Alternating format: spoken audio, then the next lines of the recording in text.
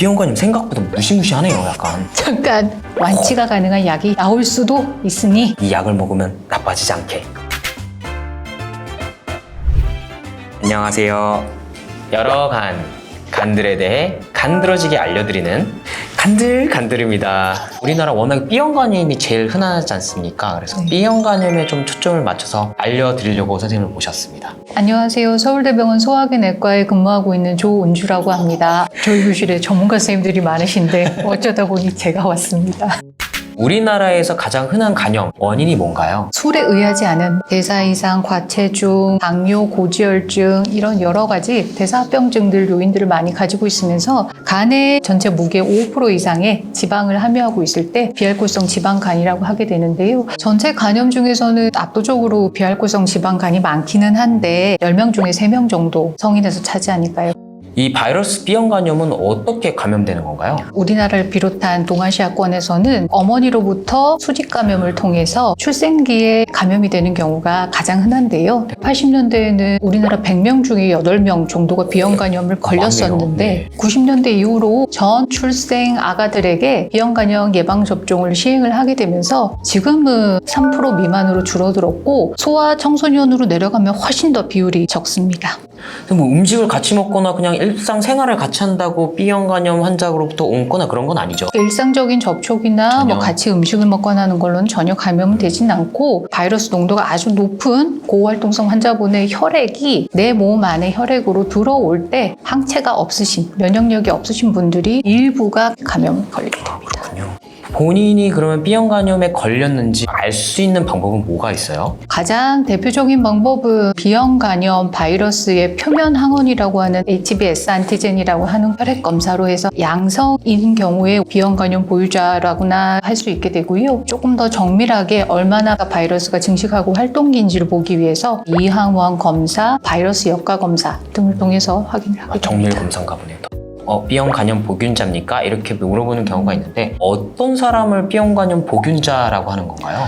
보균자라고 하면 어감이 좀 그렇잖아요. 네. 그래서 보균자보다는 무증상 보유자라는 말을 조금 더 무증상자. 유효하는데 몸 안에 바이러스를 보유하고 있는 그러나 특별히 간 염증 수치에 상승이 없고 바이러스 감염으로 인한 특별한 이상 소견이나 증상 같은 게 없고 특별히 질병의 활동적인 소견은 없는 분을 지칭을 합니다. 그러한 무증상 보유자 분들은 추가 검사 이런 건 필요 없는 건가요? 그냥 건강하다고 볼 수 있는 건가요? 그렇지는 않고요. 무증상 보유자분들도 질병이 진행을 하면서 간의 염증과 이런 것들이 진행하지는 않는지 예를 들어 10대에 특별히 증상이 없었던 분들이 성인기에 되면서 몸의 면역 체계랑 바이러스랑 서로 싸우면서 활동성 간염을 일으키는 면역 활동기로 바뀔 수가 있거든요. 그래서 정기적으로 최소한 연간 1에서 2회 정도는 혈액 검사만이라도 받으시는 게 권고됩니다. 추가적인 뭐 초음파 이런 얘기도 나오던데 이런 검사는 언제 하게 되는 거예요?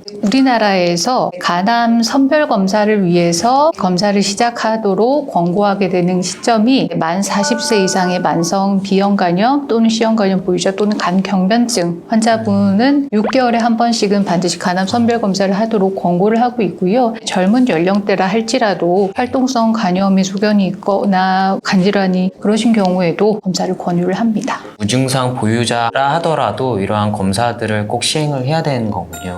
가장 위험도가 높으신 분은 아무래도 B형관염 연관 간이 오랫동안 염증과 섬유화를 거쳐서 딱딱하게 굳은 간경변증 환자분이 가장 고위험군일 거고 그러면 간경변이 없는 그냥 만성 B형관염 환자분들은 간암이 안 생기는가? 그런 건 아닙니다. B형관염 바이러스는 그 자체가 암을 유발하는 포텐스가 아주 큰 바이러스이거든요. 간경변증이 있어야지만 암에 걸리는 것은 절대 아닙니다.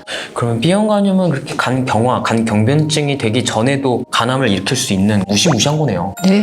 B형관염 환자 혹은 무증상 보유자 이런 분들이 이 약을 먹으면 나빠지지 않게 악화되지 않게끔 미리 어떤 약을 먹거나 그럴 수 있는 건 없나요? 네, 그래서 B형관염으로 인한 간 손상, 염증, 섬유화의 진행을 최대한 억제하기 위해서는 B형관염 자체의 활성도를 억제를 하는 항바이러스제 시작을 하게 되는데요. 모든 B형관염 환자분들이 다 약을 드셔야 되는 것은 아니고 활동성 B형관염으로 인해서 바이러스 역과도 어느 일정 수준이고 간 염증 수치가 일정 수준 이상으로 올라가게 되거나 수치와 상관없이 간 경변증이 동반이 되어 있는 이미 많이 진행된 B형 간염 연관 간질환을 가지고 있으신 분들은 항바이러스 치료가 권고됩니다. B형 간염 무증상 보유자거나 이렇다고 무조건 항바이러스제를 먹는 건 아니고 적정 기준이 넘게 되면 그때 항바이러스제를 시작하는 거군요. 네네. 바이러스가 얼마나 몸에 활동하고 있는지, 그로 인해서 간 세포가 얼마나 깨져나가고 있고 간 염증이 얼마나 심한지, 기저의 간이 얼마나 딱딱하게 섬유가 돼 있고 간 경변증이 있는지 없는지, 이런 여러 가지들을 종합해서 시작합니다.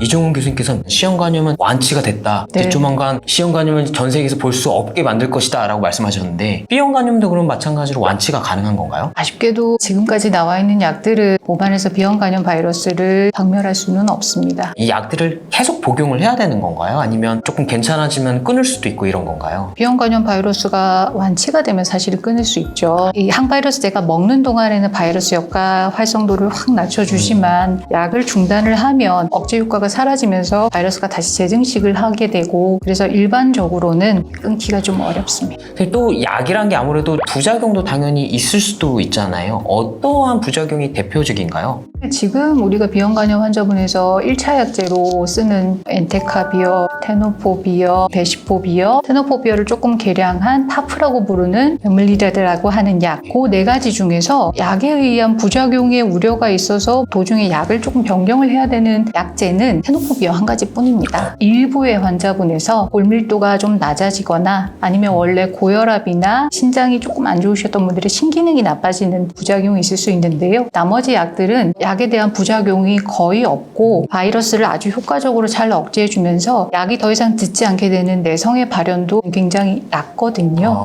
근데 또 간혹 드물게 성인분들 중에서 어렸을 때 B형 간염 백신을 다 맞았는데 항체가 없다고 들었어요. 이러면 백신을 다시 또 다 맞아야 되는 건가요? 감염된 혈액에 노출될 우려가 있는 업무 종사자, 보건의료 종사자들은 필수이기는 하고 위험 요인에 노출될 위험이 없으신 분들은 여유가 있는데요. 일반적으로 성인분들에서 항체가 없는 분들에게 3사이클씩 맞는 예방접종 사이클을 한 차례 더 맞게 되고요. 부스터와 같은 개념인가 봐요. 네, 그렇게 한 번 더 해도 안 생기시는 분들은 한 차례 사이클을 더 해보시고 3번씩 맞는 걸 2회까지 반복을 하셨을 때에도 항체가 안 생기시는 분들은 피하 주사로 변경한다거나 한 번에 맞는 용량을 증가한다거나 하는 방식이 있을 수는 있는데 고위험군에 아니실 경우에는 염려 안 하셔도 돼요.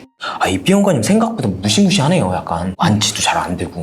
환자 보호자분들에게 B형 간염에 관해서 드릴 수 있는 말씀이 있을까요? 아마 무증상이고 난 별로 아픈 데도 없는데 약은 계속 먹으라고 하고 병원에 계속 오라 하시고 그래서 많이 좀 답답하실 거예요. 언제 약을 끊을 수 있다라는 말씀도 잘 못 드리고, 약만 잘 잡숴주시고 예정된 검사 이런 것들만 잘 지침해 주시면 요새 나온 항바이러스제들은 사실은 좋기 때문에 질병 진행을 정말 잘 억제할 수 있거든요. B형 간염 완치를 목표로 하는 여러 가지 다양한 신약들이 열심히 개발 단계들에 있기 때문에 빠르면 향후에 한 10년 그 이후에라도 C형 간염처럼 완치가 가능한 약이 나올 수도 있으니 그때까지 조금만 기운을 내주시면. 선생님, 그러면 선생님 하실 일 별로 없으실 것 같은데요. 네. 정리를 해보자면 무증상이다 하더라도 추가적인 치료가 필요 없다라 하더라도 검사는 꾸준히 잘 받으시면 좋겠고, 적응증이 돼서 항바이러스제를 복용해야 되는 단계가 된다면 꾸준히 외래를 다니면서 검사도 하고 약도 꾸준히 복용을 하면은 크게 걱정을 안 해도 되겠네요. 네. 선생님, 마지막으로 하셔야 되는 게 있는데 좋아요, 구독 꼭꼭 눌러주세요. 감사합니다. 감사합니다.